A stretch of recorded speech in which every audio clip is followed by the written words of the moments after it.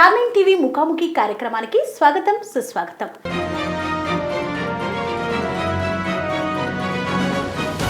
ఈనాటి మన ముఖాముఖి కార్యక్రమంలో రెడ్డి కార్పొరేషన్ కోసం దాదాపు 10 సంవత్సరాలుగా పోరాటం చేసి ఆ యొక్క కార్పొరేషన్ను సాధించుకొని కొడంగల్ నియోజకవర్గ ప్రజలకు ఎల్లవేళలా తోడుగా ఉంటూ అక్కడి ప్రజలకు చేయూతనిస్తున్నటువంటి సామాజిక సేవకురాలు మరి కాంగ్రెస్ పార్టీ నాయకురాలు వసంతారెడ్డి గారు ఈనాటి మన ముఖాముఖి కార్యక్రమంలో మనతో ఉన్నారు.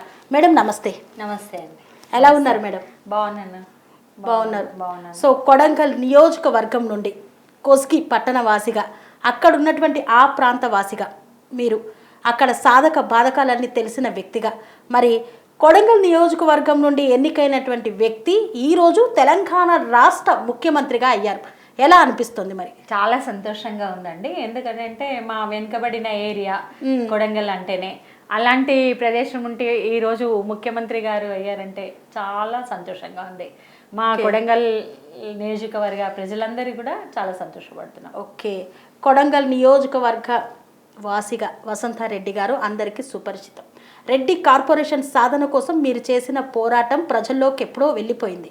కానీ వసంతారెడ్డి గారు ఎక్కడ పుట్టారు, అసలు ఏం చదువుకున్నారు, ఏం చేస్తున్నారు ప్రస్తుతం? నాది నారాయణపేట దగ్గర నిడిగుర్తి అనే గ్రామము, నారాయణపేట డిస్ట్రిక్ట్ కిందకే వస్తుంది. అది కూడా ఇప్పుడు కొడంగల్ నారాయణపేట జిల్లానే అనమాట. ఓకే, కాబట్టి అదే జిల్లాలో నేను నిడిగుర్తి అనే గ్రామము మా నాన్న డిఆర్ డిస్ట్రిక్ట్ రిజిస్టర్గా చేశారు నర్సిరెడ్డి గారు ఊత్పూరు. అంతేకాకుండా నన్ను అక్కడ కోస్గి దగ్గర బొలోన్పల్లి అనే విలేజ్కు పెళ్ళయింది. నాకు ఎల్లారెడ్డి మా వారి పేరు. మళ్ళీ అంత పల్లెటూరుకి కోస్గి దగ్గర విలేజ్ పల్లెటూరు మాది. నేను అప్పుడు ఇంటర్మీడియట్ వరకే చదువుకున్నానండి. ఓకే, మళ్ళీ దాని తర్వాత అక్కడ పెళ్ళయిన తర్వాత అక్కడ డిగ్రీ చేద్దామని అంటే కూడా మళ్ళీ కోస్గిలో డిగ్రీ కాలేజ్ లేదు, కోస్గి కొడంగల్లో డిగ్రీ కాలేజ్ లేదు. కాబట్టి నేను తర్వాత మళ్ళీ పెళ్ళయిన తర్వాత 3-4 సంవత్సరాలు అక్కడ ఉన్నా. అక్కడ సరైనటువంటి కాలేజ్ కానీ మళ్ళీ హాస్పిటల్స్ కానీ లేకపోవడం వల్ల మేము మహబూబ్ నగర్కి షిఫ్ట్ కావడం జరిగింది. సౌకర్యాలు లేవు అక్కడ. సౌకర్యాలు లేకపోవడం వల్లనే మేము మహబూబ్ నగర్కి షిఫ్ట్ కావడం జరిగింది. మళ్ళీ నేను అక్కడ షిఫ్ట్ అయిన తర్వాత కూడా డిగ్రీ మళ్ళీ ఎంఏ పొలిటికల్ సైన్స్ బిఎడ్ చేశానండి పిల్లలు పుట్టిన తర్వాత కూడా. ఓకే, మాది పెద్ద వ్యవసాయ కుటుంబము.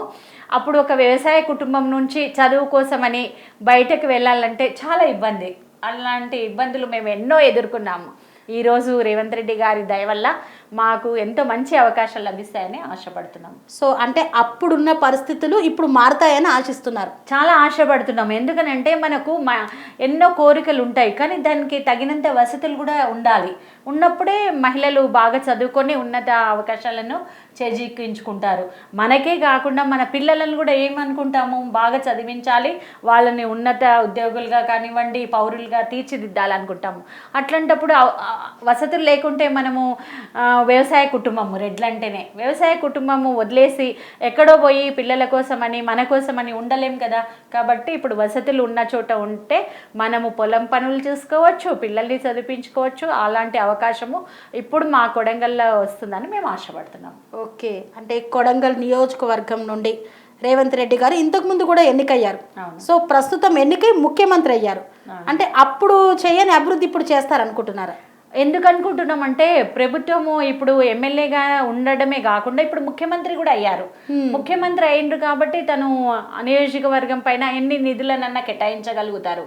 అంతేకాకుండా ఇప్పుడు ఒక వెనుకబడిన ఏరియా అభివృద్ధి చేయాలనే ఒక ఆలోచన వచ్చింది.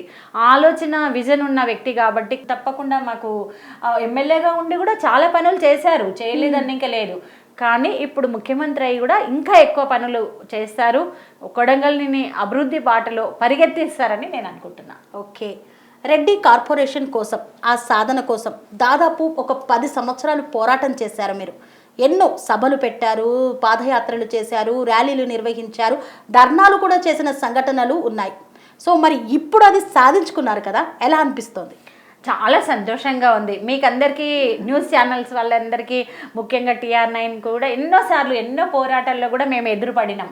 ఎందుకంటే వేములవాడ నుండి మేడ్చల్ వరకు పాదయాత్ర కానివ్వండి, గర్జన కానివ్వండి, రెడ్డి సమరవేరి కానివ్వండి, రెడ్డి శంకరవం కానివ్వండి, ఇలా ఎన్నో పోరాటాలు చేస్తూ ఎన్నో మీటింగ్ల ద్వారా మాకు రెడ్డి కార్పొరేషన్ కావాలి, రెడ్డిల్లో కూడా మామూలు వాళ్ళు సామాన్యులు కూడా ఉన్నారు, వాళ్ళకి కూడా ఆర్థికంగా చేయూతను అందించాలని మేము ఎన్నోసార్లు ప్రభుత్వానికి కూడా, గత ప్రభుత్వానికి విన్నవించుకున్నాము, పోరాటాలు చేశాము. అయినప్పటికీ కూడా వాళ్ళు పెడచెవిన పెట్టారు మా పోరాటాన్ని. పెట్టి మాకు అసలు అపాయింట్మెంట్ అనేది ఇవ్వకుండా మేనిఫెస్టోలో పెట్టి కూడా మేనిఫెస్టోలో పెట్టి మేము నెగ్గిన తర్వాత రెడ్డి కార్పొరేషన్ ఇస్తామని చెప్పేసి 5 సంవత్సరాలు కూడా కాలయాపన చేశారు. అంటే మేనిఫెస్టో బీఆర్ఎస్ మేనిఫెస్టోలో పెట్టారా మేడం? పెట్టారు. 2018లో బీఆర్ఎస్ మేనిఫెస్టోలో పెట్టారు. అప్పుడు మేనిఫెస్టో చైర్మన్ కూడా మన కేకే గారు ఉన్నారు. నేను వారి దగ్గర కూడా వెళ్ళడం జరిగింది. మేమందరం వెళ్ళి వాళ్ళ దగ్గర ఉంటే మేనిఫెస్టోలో పెట్టాము, మేము తప్పకుండా అమలు చేస్తారని అనుకొని మేము గత 2018లో రెడ్లందరం కూడా దాదాపుగా అనుకోండి ప్రభుత్వానికే మేము సపోర్ట్ చేసాం, బీఆర్ఎస్ ప్రభుత్వానికే. కానీ వాళ్ళు నెగ్గిన తర్వాత 5 సంవత్సరాలు అయినప్పటికీ కూడా మాకు కాలయాపన చేస్తూ వచ్చారు. మేము అందుకే ఈ 10 సంవత్సరాల నుండి విసిగి వేసారిపోయి ఈసారి మేము రేవంత్ రెడ్డి గారుని సపోర్ట్ చేయాలి, కాంగ్రెస్ ప్రభుత్వాన్ని సపోర్ట్ చేయాలని నిశ్చయించుకున్నాము. మేము రెడ్లందరూ కూడా దాదాపుగా కాంగ్రెస్ ప్రభుత్వాన్ని సపోర్ట్ చేశాము. ఈరోజు కాంగ్రెస్ రావడానికి ముఖ్యమైన పాత్ర ఉందంటే అందుట్లో మా రెడ్లందరి పాత్ర కూడా ఉందని నేను ఈ రకంగా కూడా చెప్తున్నా. ఓకే, సో రెడ్డిల పాత్ర ఉందని మీరు గర్వంగా చెప్తున్నారు? గర్వంగా. ఎందుకనంటే రెడ్డి కార్పొరేషన్ ఇస్తామని చెప్పేసి మమ్మల్ని 10 సంవత్సరాలు మాకు పోరాటం చేస్తే కూడా మాకు అస్సలు అపాయింట్మెంట్ ఇవ్వకుండా మమ్మల్ని సరైన దిశలో చూడలేదు అనేది ఒక ఉద్దేశం గత ప్రభుత్వాలు. కాబట్టి ఇప్పుడు రేవంత్ రెడ్డి గారు మాకు సముచిత న్యాయం ఇస్తూ నెగ్గిన 100 రోజుల లోపలే రెడ్డి కార్పొరేషన్ ప్రకటించాడు. రెడ్డి కార్పొరేషనే కాకుండా 15-16 కులాలకు కూడా కార్పొరేషన్లు ప్రకటించి ఈరోజు రెడ్లంటే అందరికీ సముచిత న్యాయం ఇస్తారనే ఒక ముఖ్యమంత్రిగా పేరు తెచ్చుకున్నాడు అతి తక్కువ టైంలోనే అని మా యొక్క నమ్మకం. ఓకే, తెలంగాణ రాష్ట్రంలో అధికారంలోకి కాంగ్రెస్ పార్టీ రావడానికి 6 గ్యారంటీలతో ప్రజల్లోకి వెళ్ళింది. సో ఆ గ్యారంటీల అమలు ఏ విధంగా సాగుతోంది? అంటే తెలంగాణ మేనిఫెస్టోలో పెట్టి కాంగ్రెస్ పెట్టంగానే 6 గ్యారంటీలు చూడంగానే మహిళలందరూ కూడా చాలా ఆకర్షితులు అయినరు. ముఖ్యంగా చెప్పాలంటే మహిళలు ఎందుకు అయినరు అంటే ఇంకా అందుట్లో అంత మహిళలకే పాత్ర ఉంది. ఉచిత బస్సు ప్రయాణం కానివ్వండి, విద్యుత్ కానివ్వండి, మళ్ళీ రైతులంటే కూడా మహిళలు కూడా ఉన్నారు అందుట్లో, కుటుంబం అంటే మళ్ళీ అంతేకాకుండా ఆరోగ్యశ్రీ కానివ్వండి, ఇవన్నీ అన్ని పథకాలు మహిళలు, గ్యాస్ సిలిండరు కానివ్వండి, ఇదంతా మహిళలకు ఉపయోగపడేవే పథకాలు ఉన్నాయి. కాబట్టి మహిళలు ఆకర్షితులైనరు. ఆకర్షితులు కావడమే కాకుండా వాళ్ళు ప్రభుత్వము ఏర్పడలేక చూసుకున్నారు, వారు ఓటేసి ఈరోజు నెగ్గిన తర్వాత వెంబడే ఉచిత బస్సు ప్రయాణము వాళ్ళు అనుభవిస్తున్నారు, ఎంజాయ్ చేస్తున్నారు. ఎంజాయ్ అని అనేకంటే ఆర్థికంగా వాళ్ళు అభివృద్ధి పథంలో దూసుకుపోతున్నారని నేను ఈ సందర్భంగా అంటున్నా. ఉచిత బస్సు పైన ఎన్నో విమర్శలు కూడా వస్తున్నాయి కదా. ఉచిత బస్సు వల్ల ఆడవాళ్ళందరూ పని పాట లేకుండా రోడ్లపైకి వస్తున్నారన్న విమర్శలు కూడా వస్తున్నాయి. దీనిపైన మీ స్పందన ఏంటి? కాదండి, మనము ఏ పథకాన్ని తీసినా కూడా సామాన్యులకు ఉపయోగపడాలి. అది సామాన్య మహిళలకు బస్సు ప్రయాణము ఒక భారంగా మారొద్దు. వాళ్ళు ఏదైనా ఉద్యోగం చేసుకుంటే కూడా వాళ్ళు ఈ బస్సు టికెట్లు డబ్బులు అనేటివి వాళ్ళ పిల్లల చదువులకు కానీ, ఇంకా వాళ్ళకి ఆర్థిక అవసరాలకు, ఇంత నిత్యావసరాల సరుకులు కానివ్వండి, ఇలాంటివి ఉపయోగపడతాయి. వాళ్ళు తక్కువ జీతంతో ఇల్లు కుటుంబాన్ని అంతా మోయలేరు. కాబట్టి వాళ్ళు ఎక్కడన్నా విధులు నిర్వహించినా, ఎక్కడ పోయి వ్యాపారం చేసుకున్నా, ఇప్పుడు కూరగాయల మొత్తం పెంచుకుంటాం తోటలో, అవన్నీ అమ్ముకుని రావాలన్నా చేయాలన్నా పాల వ్యాపారం చేస్తాం. ఇవన్నీ మహిళలు చేస్తూనే ఉన్నారు. కాబట్టి వాళ్ళకి ఇది భారంగా మారొద్దు బస్సు ఛార్జీలు అనేటివి. కాబట్టి ఉచితంగా ఉంటే వాళ్ళు వాళ్ళ వ్యాపారంని సజావుగా చేసుకుంటూ ఇంకా ఆర్థికంగా అభివృద్ధి సాధిస్తారు. మహిళలు ఆర్థికంగా ఉంటే ఏమవుతుంది, ఆ ఇల్లు లక్ష్మి కళతో ఉండి పిల్లల్ని బాగా చదివించుకోనికే ఆ డబ్బులు ఏదైతే మిగిలితే వాళ్ళు పిల్లలు అవసరాలకు ఉపయోగిస్తారు అనేది గట్టిగా మా ప్రభుత్వం నమ్ముతుంది. అది 5-10% ఎవరో దుర్వినియోగం చేస్తారు, కానీ 90% మహిళలు కూడా దాన్ని సద్వినియోగం చేసుకుంటారని ఈ తెలంగాణ మహిళలందరి తరపున కూడా నేను కోరుకుంటున్నా, నేను ఆశిస్తున్నా కూడా. ఓకే, రేవంత్ రెడ్డి 100 రోజుల్లో 6 గ్యారంటీలు అమలు చేస్తానన్నారు. దాదాపుగా 1-2 గ్యారంటీలు మాత్రమే అమలయ్యాయి. మిగిలిన గ్యారంటీలు ఆలస్యం అవుతున్నాయి. ఎందుకంటారు? ఎందుకనంటే ప్రభుత్వం రాగానే వెంబడే ఉచిత బస్సు ప్రయాణం చేశారు. తర్వాత మళ్ళీ జీరో బిల్ పెట్టారు, అది కూడా అమలు అవుతుంది. మీరు కూడా చూస్తున్నారు, దాదాపుగా కొన్ని ప్రదేశాల్లో ఇంకా అమలు కాలేదేమో, అక్కడ కూడా అమలు అవుతుంది. అంతేకాకుండా 500 గ్యాస్ సిలిండర్ది కూడా కొన్ని చోట్ల అంతా తీసుకుంటున్నారు. వాళ్ళంతా నెంబర్స్ కానివ్వండి, వాళ్ళ అకౌంట్ నెంబర్లు కానివ్వండి, అదంతా ఈ ప్రాసెస్ అయ్యే లోపలే 4 నెలలు గడిచిపోయింది. గడిచిపోగానే ఎంపీ ఎలక్షన్స్ వచ్చాయి. మన ఎలక్షన్ కోడ్ ఉంది. ఇప్పుడు ఎలక్షన్ కోడ్ ఉన్న తర్వాత ఇప్పుడు 2-3 నెలలు ఎలక్షన్ కోడ్ కాబట్టి ఏం ముందుకు సాగలేకపోతుంది. కాబట్టి వెంబడే ఇంకా మిగతా గ్యారెంటీలను కూడా త్వరలోనే వారు చేస్తారు. సామాన్యులకు ఉపయోగపడే ఈ 6 గ్యారెంటీలను కూడా వాళ్ళు ఖచ్చితంగా అమలు చేస్తారని మేము అందరూ, తెలంగాణ వాసులందరూ కూడా మేము నమ్ముతున్నాం. ఓకే, రేవంత్ రెడ్డి ఒక రెడ్డి కాబట్టి అటెండర్ నుండి ఎంపీల వరకు కూడా అందరు రెడ్డిలకే ప్రాధాన్యతనిస్తున్నారని అంటున్నారు. ఇది నిజమేనా? అది నిజం కాదండి. ఎందుకంటే ఏ రెడ్డి అంటే ఎవరు? రెడ్డి అంటే అన్ని కులాలను హక్కున చేర్చుకునేవాడే రెడ్డి. కాబట్టి రెడ్డిలకు బై బర్త్ జీన్స్లోనే ఉంటుంది నాయకత్వ లక్షణాలు కానివ్వండి. మనం పూర్వకాలంలో చూస్తాం, పల్లెటూళ్ళల్లో ఎక్కడున్నా సరే, నేను చిన్నప్పుడైనా సరే మా ఇంటికైనా ఎవరి దగ్గరికైనా కావాలి, ఎవరైనా విధులకు వచ్చిందనుకోండి ఊళ్ళోకి, కావాలి కారు నేను తీసుకొని రెడ్డిలు ఎక్కడున్నారు అని రకరకాల వాళ్ళు వచ్చేవాళ్ళు. ఎందుకు వచ్చేవాళ్ళు? వివిధ కులాల వాళ్ళు ఊళ్ళో ఉంటే కూడా ఒక రెడ్డి ఇంటికి ఎందుకు వచ్చేవాళ్ళు అంటే, రెడ్డిలు అంటే వాళ్ళకు ఆ సమయానికి భోజన వసతి కానివ్వండి, అప్పుడు హోటల్స్ ఉండకుండే ప్రతి ఊళ్ళో కూడా, ఆ సమయానికి భోజనం ఏర్పాటు కానివ్వండి, వాళ్ళకు ఉండడానికి కూడా చోటు కానివ్వండి, రెడ్లయితే ఇస్తారని ఒక నమ్మకం. ఎందుకు నమ్మకము అంటే, వాళ్ళు అన్ని కులాల వాళ్ళను హక్కున చేర్చుకుంటారు. కాబట్టి రెడ్డి అన్ని బీఆర్ఎస్ కానివ్వండి, బీజేపీ కానివ్వండి, కాంగ్రెస్ కానివ్వండి, అన్ని పార్టీలలో కూడా ఉన్నది ఎవరంటే రెడ్లు.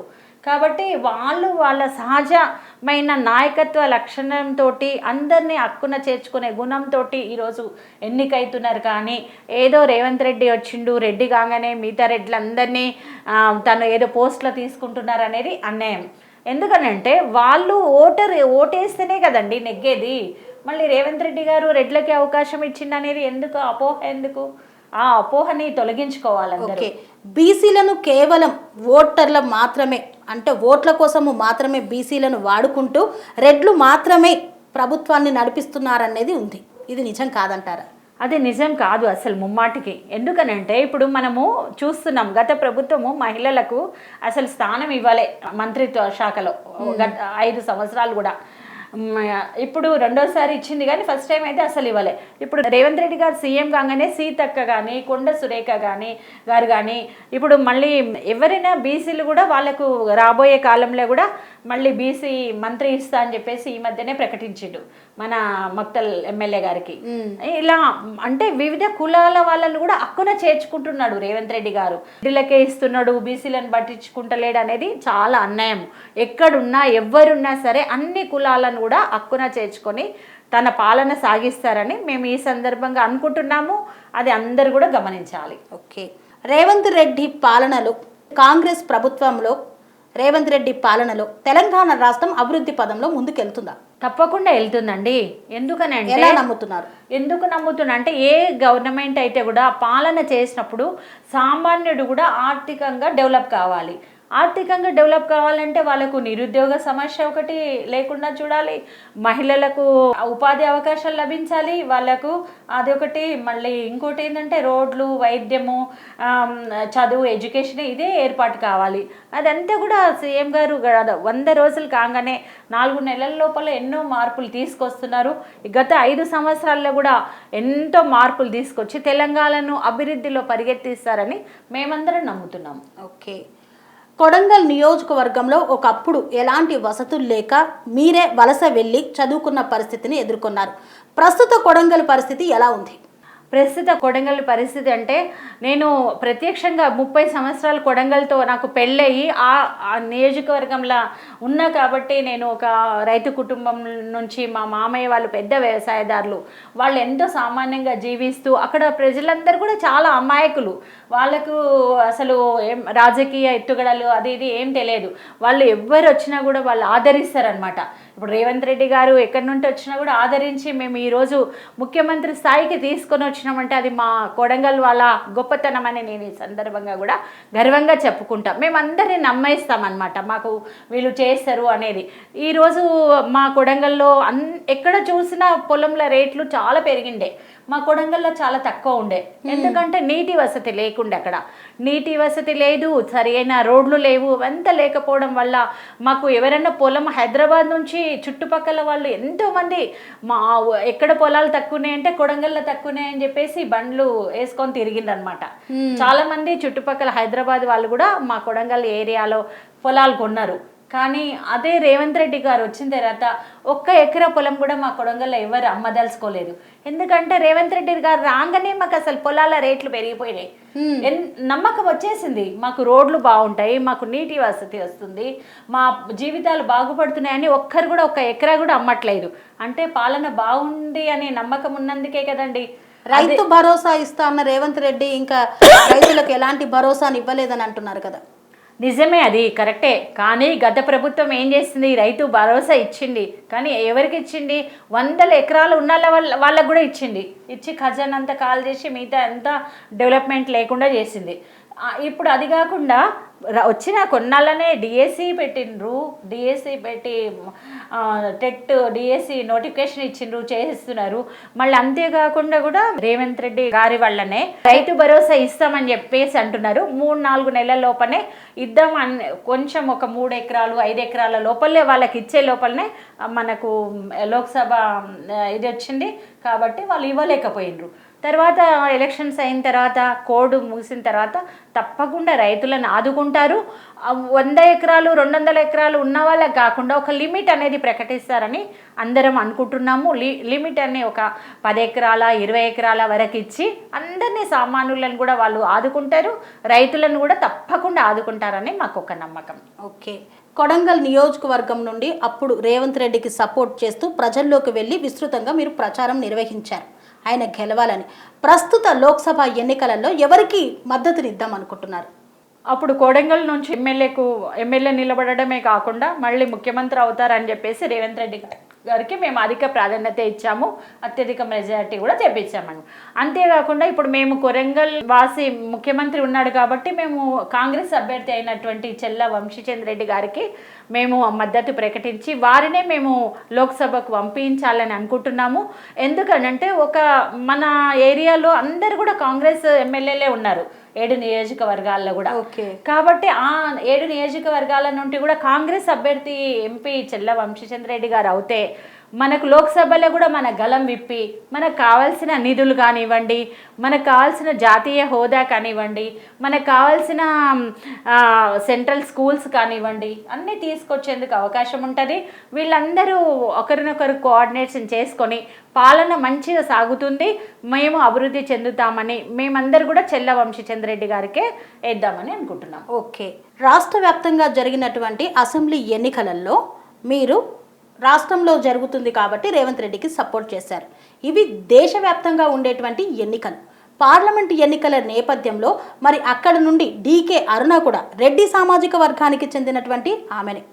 సో ఇంకొక బీఆర్ఎస్ అభ్యర్థి కూడా రెడ్డి సామాజిక వర్గానికి చెందినటువంటి వారే.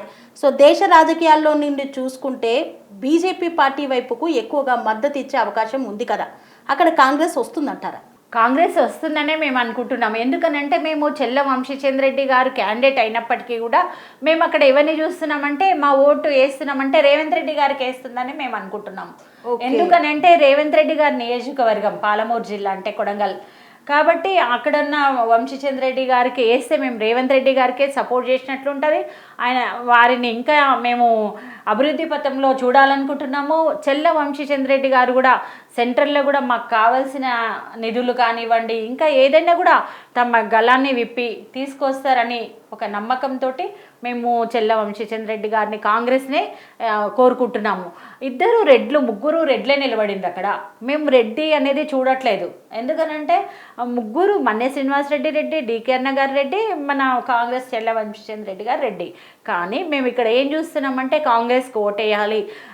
7 నియోజకవర్గాల్లో కాంగ్రెస్ ఎమ్మెల్యేలు ఉన్నారు, ప్లస్ ఎంపీ కూడా కాంగ్రెస్ అభ్యర్థి అయితే ఒకరికొకరు కోఆర్డినేట్ చేసుకొని మా పాలమూరుని అభివృద్ధి పథంలో తీసుకెళ్తారు. మళ్ళీ అంతేకాకుండా మా పాలమూరు రంగారెడ్డి ఎత్తిపోతలకు జాతీయ హోదా తీసుకొస్తారని, మళ్ళీ నారాయణపేట మక్తల్ కొడంగల్ ఎత్తిపోతల పథకానికి కూడా నిధులను తీసుకొస్తారు. చెల్ల వంశీచంద్రెడ్డి గారు ఒక చదువుకున్న వ్యక్తి, ఒక యువకుడు అని మేము చెల్ల వంశీచంద్రెడ్డి గారికే సపోర్ట్ చేయాలని అనుకుంటున్నాం. ఓకే, అంటే రెడ్డి సామాజిక వర్గాన్ని పక్కన పెడితే కాంగ్రెస్ తోటే మీకు అభివృద్ధి సాధ్యం అవుతుందని నమ్మి కాంగ్రెస్కి వైపే ఉన్నారు మీరు. అవునండి, ఎందుకనంటే మాది ఎన్నో సంఘటనలు చూసాము, ఎంతో మందిని చూసాం కాబట్టి రెడ్డి సామాజిక వర్గం కంటే కూడా ఇక్కడ అందరూ ఒక పార్టీ వాళ్ళు ఉంటే మాకు అభివృద్ధి సాధ్యమవుతుందని మేము నమ్ముతున్నాం. ఓకే, ఒకే పార్టీ వాళ్ళు ఎమ్మెల్యేలు ఎంపీలు ఒకే పార్టీకి ఉంటే అభివృద్ధి అవుతుందని మేము అనుకుంటున్నాం. సో మరి మీరు ప్రచారంలో ప్రజల వద్దకు వెళ్ళినప్పుడు ఎట్లాంటి స్పందన వస్తుంది? చాలా మంచి స్పందన వస్తుందండి. ఎందుకనంటే రేవంత్ రెడ్డి గారు సీఎం కాగానే మనం ఈ పథకాలన్నిటివి చూసి అనుభవిస్తున్నారు, ఎంజాయ్ చేస్తున్నారు. ఎక్కడ చూసినా నారాయణపేటలో మీటింగ్ కానివ్వండి, మహబూబ్ నగర్లో మీటింగ్ కానివ్వండి, నామినేషన్లో కానివ్వండి, కొడంగల్లో కానివ్వండి, చాలా మహిళలు కూడా చాలా సంతోషంగా ఉన్నారు. మా కొడంగల్ ఏరియాలో మహిళల సంఖ్య కూడా ఎక్కువ ఉంది అనమాట, ఓటర్స్. కాబట్టి వాళ్ళందరూ కూడా చాలా సంతోషంగా ఉన్నారు. చెల్ల వంశీచంద్రెడ్డి గారే రావాలని కోరుకుంటున్నారు. ఓకే, కాంగ్రెస్ ప్రభుత్వం మహిళలకు ఎక్కువ ప్రాధాన్యత ఇస్తుందని మీరు భావిస్తున్నారా? తప్పకుండా భావిస్తున్నాం. ఎందుకనంటే ఇప్పుడు మనం చూసాం బీఆర్ఎస్ గవర్నమెంట్ని కూడా గత 10 సంవత్సరాల నుండి చూసి మేము అంతా ఉంటే కూడా రాష్ట్ర స్థాయిలో కూడా మా జిల్లాల నుండి ఒక్క మహిళా అధికారి, ఒక్క మహిళా నాయకురాలు లేదు, ఒక్క మహిళా నాయకురాలని కూడా తీసుకోలేదు. మళ్ళీ ఎంతోమంది ఉన్నత విద్యావంతులు కూడా ఉన్నారు మా జిల్లాలో, పాలమూరు జిల్లాలో. అలాంటి వెనుకబడిన ఏరియా నుంచి కూడా ఒక్కరిని కూడా తీసుకోలేదు.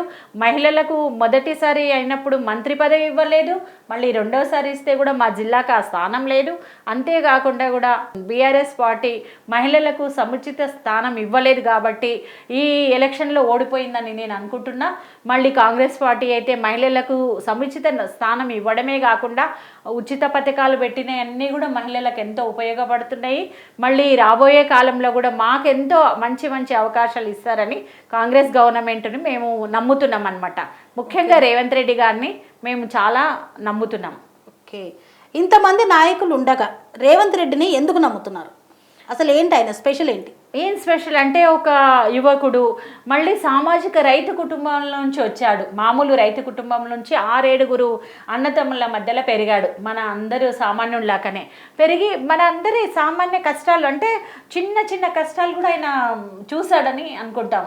చూసి ఎదుటి వాళ్లకు ఈ కష్టం లేకుండా నేను చెయ్యాలి, నేను ముఖ్యమంత్రిగా ఉండి నేను నా ఆస్తులని సంపాదించుకోవడం అనేదే కాకుండా అలాంటి దృష్టి లేకుండా ప్రజలకు ఏదైనా సేవ చేయాలి, సేవ చేసి ప్రజల హృదయంలో ఉండాలని వైఎస్ రాజశేఖర రెడ్డి గారు ఏదైతే అనుకున్నారో అదేవిధంగా రేవంత్ రెడ్డి గారు కూడా అనుకుంటున్నారని మేము వారి మాటల ద్వారా చేతల ద్వారా వాళ్ళని చూస్తున్నాం. కాబట్టి మేము తప్పకుండా అలాంటి నాయకుడు రావాలని కోరుకున్నాము, వచ్చిండు కూడా. ఓకే, సో ఇప్పుడు అభివృద్ధి పదంలో ముందుకెళ్తుందని భావిస్తున్నారు? తప్పకుండా. కొడంగల్ అయితే అభివృద్ధి పథంలో కాదు, అభివృద్ధి పథంలో పరిగెడుతుందని మేము అనుకుంటున్నాము. ఎందుకంటే కొడంగల్ అంటేనే ఎవరు కూడా అమ్మాయిలను ఎవరైనా దాదాపుగా పెళ్లి సంబంధాలు అది ఇది కావాలంటే కూడా చాలా వెనుకబడిన ఏరియా. సరైన చదువు లేక, సరైన ఉద్యోగం లేక, సరైన వ్యాపారం లేక ఎంతోమంది ఆ ఏరియాకు కూడా ఇట్లా అమ్మాయిలను ఇద్దాము అంటే కూడా వెనుకబడే ఆలోచించే వాళ్ళు అనమాట. ఎందుకంటే పొలాలకు రేట్లు లేవు, వాళ్ళకు ఉద్యోగం లేదు, వాళ్ళ ఆర్థికంగా ఏ విధంగా డెవలప్ లేదు. అట్లాంటి ఏరియాకి అమ్మాయిలను ఎందుకు ఇస్తారంటే ఇవ్వరు. కాబట్టి అది అంత వెనుకబడిన ఏరియాలో ఇప్పుడు రేవంత్ రెడ్డి అనేటోడు అక్కడ నుంచి ఎమ్మెల్యేగా ఇప్పుడు ముఖ్యమంత్రిగా అయ్యి అక్కడ ఎన్నో మంచి మంచి ఇప్పుడు మహిళా కళాశాల కానివ్వండి, మెడికల్ కాలేజ్ కానివ్వండి, ఎత్తిపోతల పథకం కానివ్వండి, ఎన్నో అభివృద్ధి పథకాలను ప్రకటిస్తూ 10,000 కోట్లు ఇప్పటికే ప్రకటించారు పథకాలకు. కాబట్టి ఎంతో ముందుకెళ్తుంది. మేము కూడా రాబోయే కాలంలో అందరితో ఇప్పుడు ఏదైతే గజ్వేల్, సిరిసిల్ల ఇవన్నీ ఏరియాలు ఉన్నాయి కదా, గత ముఖ్యమంత్రి మమ్మల్ని అస్సలు పట్టించుకోలేదు. ఇప్పుడు ఈ రేవంత్ రెడ్డి గారు కూడా మమ్మల్ని పట్టించుకొని మా కొడంగల్ని అభివృద్ధిలో తీసుకొస్తారని మేము భావిస్తున్నాం. తెలంగాణ రాష్ట్రం వచ్చిన తర్వాత 10 సంవత్సరాలు బీఆర్ఎస్ ప్రభుత్వ పాలనను చూశారు. సో ఇప్పుడు 4 నెలలుగా కాంగ్రెస్ ప్రభుత్వ పాలనను చూస్తున్నారు. ఆ ప్రభుత్వానికి ఈ ప్రభుత్వానికి ఏమన్నా వ్యత్యాసాన్ని గమనించారా? అంటే తప్పకుండా గమనించడం. ఎందుకనంటే నేను మామూలుగా మీరే అన్నారు కదా, నేను ఒక సామాజిక సేవకురాలని, ప్లస్ రెడ్డిలలో కూడా చాలా ఉద్యమకారిని. నేను నాలాంటి వ్యక్తికే సీఎంని కలవాలంటే అసలు కుదరలే. గత 10 సంవత్సరాల నుంచి, 1 సంవత్సరం కాదు 10 సంవత్సరాల నుండి కూడా మేము ఎన్నోసార్లు ప్రయత్నం చేసినప్పటికీ కూడా నాలాంటి మహిళను కూడా సీఎంని కలవలేదు. సెక్రటరియట్కి వెళ్దామంటే మాకు అవకాశం లేదు, మళ్ళీ ప్రగతి భవన్కి వెళ్దామంటే అక్కడ అవకాశం లేదు. కానీ రేవంత్ రెడ్డి గారు రాగానే, సీఎం కాగానే ప్రగతి భవన్కి మనం ఎన్నోసార్లు వెళ్ళగలుగుతున్నాము. అంతేకాకుండా మాకు ఏదైనా సమస్య ఉంటే కూడా సెక్రటరియట్కి కూడా నిర్భయంగా వెళ్ళగలుగుతున్నాము. నేను అనేదే కాకుండా ఎంతోమంది మన రాష్ట్ర నలుమూలల నుంచి కూడా వారి వారి సమస్యలను తీసుకొని ఇప్పుడు నిర్భయంగా వెళ్ళగలుగుతున్నారు. అంటే ఇది మనకు కళ్ళ ముందు 4 నెలల మార్పులోనే మనకు సాధ్యమైందని ఈ సందర్భంగా కూడా మేమందరం తెలుసుకుంటున్నాము. మీరు కూడా అది చూస్తున్నారు. ఓకే, అంటే ప్రజా దర్బారు ద్వారా ప్రజల వద్దకు పాలన అందిందంటారు? అందుతుందండి. ఇప్పుడు 3-4 నెలల నుండి కూడా ఏదైనా ఉంటే మనము ఒక వ్యక్తి వచ్చిందంటే ఏదైనా జబ్బు ఉన్నదంటే డాక్టర్ దగ్గర పోతే ఏమవుతుంది, డాక్టర్ చేయబట్టుకొని చూసి నీకు ఏం కాదులే అని ఇస్తే, భరోసా ఇస్తే ఆయనకు సగం రోగం తగ్గిపోతుంది. అదేవిధంగా ఇప్పుడు ఏదైనా సమస్య నుండి వచ్చి వాళ్ళ సమస్య ఏందని వాళ్ళు వినడము, లేకుంటే లిఖితపూర్వకంగా రాసింది తీసుకోవడం వల్ల మేము చూస్తాంలే అని ఒక భరోసా ఇస్తే వాళ్ళకి సగం సమస్య తీరిపోతుంది. ఎందుకంటే నాయకులు మా చెంత ఉన్నారు, వాళ్ళు మమ్మల్ని అక్కున్న చేర్చుకుంటారని ఒక మానసిక ధైర్యము, మనోధైర్యం, అలాంటి మనోధైర్యం ఇవ్వగలిగిన వాడే నాయకుడు అని నేనంట, నా అభిప్రాయం. ఓకే, కాబట్టి అలాంటి మనోధైర్యం ఇస్తూ ప్రజా దర్బారు పెట్టి 3-4 నెలల్లోనే ఎన్నో సమస్యలను పరిష్కరించారు కూడా. అంత లోపలనే ఈ లోక్సభ కోడ్ వచ్చింది కాబట్టి కొంచెం బ్రేక్ పడింది. బ్రేక్ పడినంత మాత్రాన రేవంత్ రెడ్డి పాలన బ్రేక్ పడింది, లేకుంటే ఆయన సరైన పథంలో తీసుకుపోతలేరు అనేది అపోహ. అది ఎందుకంటే ప్రతిపక్షాలు వాళ్ళు ఎంతసేపు దుష్ప్రచారం చేయాలి అనే ఉద్దేశంతో చేస్తున్నారు కాబట్టి అది ఎవ్వరు కూడా నమ్మడానికి వీల్లేదు, నమ్మడానికి అవకాశం కూడా లేదు. అది ప్రత్యక్షంగా మాకు కనిపిస్తూనే ఉంది. ఓకే, సో రేవంత్ రెడ్డి రాష్ట్రాన్ని అభివృద్ధి పదంలో తీసుకెళ్తారని మీరు నమ్ముతున్నారు? తప్పకుండా తీసుకెళ్తారు. అభివృద్ధి పథంలో తీసుకెళ్లడమే కాకుండా ప్రతి సామాన్యుని కూడా హక్కున చేర్చుకుంటాడని ఈ సందర్భంగా నేను అనుకుంటున్నా. నిన్ననే జరిగిన సంఘటన, కొత్తూరులో ఒక సంఘటన జరిగితే 17 ఏళ్ల అబ్బాయి 50 మందిని కాపాడిండు. అవును, కాపాడేసరికి నెక్స్ట్ డేనే సీఎం ఆ అబ్బాయిని హక్కున చేర్చుకొని అభినందించిండు. ఇంతకంటే ఏం కావాలండి? ఒక వ్యక్తి ఇప్పుడు ఒక చిన్న బాలుడు చేసిందంటే ఏదో సీఎం దగ్గర పోవాలంటే ఎన్నో నెలలు అయిన తర్వాత పోయేది కాదు. ఒక్క రోజులోనే ఆ బాబుని హక్కున చేర్చుకొని నువ్వు ఎంత మంచి పని చేసావు అని చెప్పేసి చెయ్యి మీదేసి ఇట్లా అంటే ఆ అబ్బాయి లోపల నేను ఈ మంచి పని చేయడం వల్ల ఒక సీఎం అంటే తెలంగాణ రాష్ట్ర ముఖ్యమంత్రి నన్ను మెచ్చుకున్నాడంటే ఇంకా ఎన్నో మంచి పనులు చేస్తాడు. అలాంటి ముఖ్యమంత్రి ఉండడం మనందరి అదృష్టం అండి. ఓకే, ఇట్లాంటి సంఘటనలు ఎన్నో సంఘటనలు మీరు చూసారు. ఇంకొక సంఘటన, హాస్పిటల్లో రేవంత్ అన్న అని పిలుస్తుంది ఒక అమ్మాయి. రేవంత్ అన్న అని పిలవంగానే ఏందమ్మా అని వెనకాలకు తిరిగి ఒక సామాన్యుల అన్నలు, మన అన్నని మనం పిలిస్తే ఎంత ధైర్యంగా పిలుస్తామో, అన్న అని పిలవంగానే ఏందమ్మా అని మన అన్నలు ఎట్లా అంటారో, రేవంత్ అన్న అనగానే రేవంత్ అన్న వెనక్కి తిరిగి ఏందమ్మా నీ సమస్యాన్ని దగ్గరికి వచ్చి అడిగిండు. ఇంతకంటే ఇంకేం కావాలి? ముఖ్యమంత్రులు ఇట్లాంటి ముఖ్యమంత్రి కావాలని మేము కలలు కన్నాం, మేము కోరుకున్నాం. అలాంటి ముఖ్యమంత్రి వచ్చిందని మేము చాలా సంతోషపడుతున్నాం. ఓకే, అంటే ప్రజా సమస్యలు తెలిసిన వ్యక్తి ముఖ్యమంత్రి అయ్యాడు కాబట్టి ప్రజలకు సమస్యలు లేకుండా చేస్తారని నమ్ముతున్నాం. ఎందుకు ఏ ప్రభుత్వంలో కూడా ఆయన దృష్టిలో వచ్చిందంటే ఖచ్చితంగా చేస్తాడు.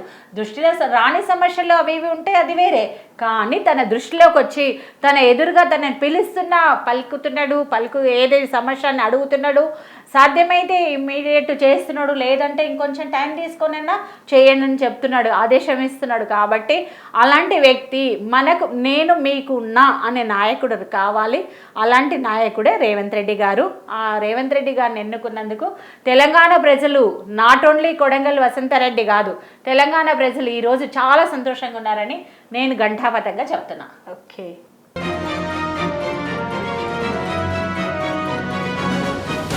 సో కాంగ్రెస్ ప్రభుత్వం తెలంగాణ రాష్ట్రంలో అధికారాన్ని చేపట్టిన తర్వాత రేవంత్ రెడ్డి పరిపాలనలో ప్రజాపాలన ప్రజలకు అందుతుందని, అదేవిధంగా ప్రజలందరూ సుభిక్షంగా ఉండేందుకు రేవంత్ రెడ్డి కృషి చేస్తారని కొడంగల్ నియోజకవర్గ వాసిగా వసంతారెడ్డి గారు గట్టిగా నమ్ముతున్నారు.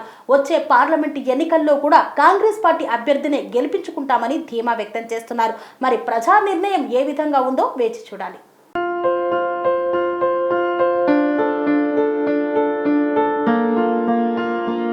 సంస్కృతి, సంప్రదాయం, ప్రేమ, ఆప్యాయత, రాజసం ఉట్టిపడే వేడుకలకు అనువైన ప్రదేశం ఎంఎల్ఎన్ కన్వెన్షన్ హాల్. కని విని ఎరుగని రీతిలో జరిగే మీ ఇంటి కళ్యాణ వైభోగానికి అందమైన కళ్యాణ వేదిక MLN convention hall. MLN convention hall ప్రత్యేకతలు: సువిశాలమైన wedding halls, centralize AC banquet hall మరియు విశాలమైన డైనింగ్ హాల్, వధువరుల కోసం ప్రత్యేక ఏసీ మరియు నాన్ ఏసీ గదులు, నక్షత్రాల వెలుగులో పచ్చని పచ్చికపై పార్టీల కోసం అనువైన గార్డెన్. ఎంఎల్ఎన్ కన్వెన్షన్ లో సీసీటీవీ పర్యవేక్షణతో పూర్తి భద్రత, ఎక్స్పీరియన్స్ అండ్ ప్రొఫెషనల్ వర్కర్స్ గల అన్నపూర్ణ గ్రూప్ వారి సేవలు, 2000 వాహనాలు పార్కు చేసేందుకు సువిశాల పార్కింగ్ సౌకర్యం. మీ ఇంట జరిగే అన్ని శుభకార్యాలకు, పెళ్లి, reception, engagement, birthdays, get together, corporate events, ఏ ఇతర శుభకార్యాలకైనా అందమైన వేదిక ఎంఎల్ఎన్ కన్వెన్షన్ హాల్. బుకింగ్ కోసం సంప్రదించండి 7550438888 మరియు 7550428888. మా అడ్రస్ చీర్యాల లక్ష్మీ నరసింహస్వామి దేవాలయం ప్రక్కన, near outer ring road, Keesara junction, Cheeryal గ్రామం, మేడ్చల్ జిల్లా.